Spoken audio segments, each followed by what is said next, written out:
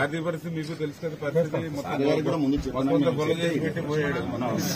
వారసత్వంగా మన ఇచ్చింది అప్పులు ఇచ్చాడు, వారసత్వం. అక్కడికి అప్పులు మీకు పంచకుండా ఆయన చంద్రబాబు నాయుడు గారు భరిస్తూ ఏదో మోడీ గారి సహకారంతో అలా మీకు ఎంటుకుంటే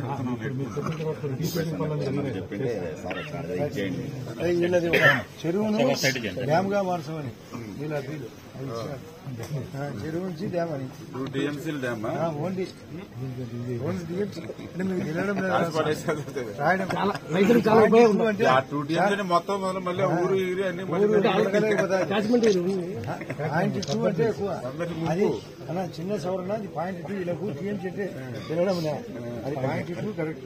ఒక పాయింట్ పెట్టడం మీ అందరికీ ఒకటి చెప్పాలా. అవుట్లో ఒకడు 10,000 రూపాయలు జమ చేశాడు తండ్రి, 10,000 రూపాయలు జమ చేస్తే ఇది ఇట్లా కొట్టేటప్పుడు పాయింట్ జంప్ అయింది, కానీ 10 లక్షలు పోయింది.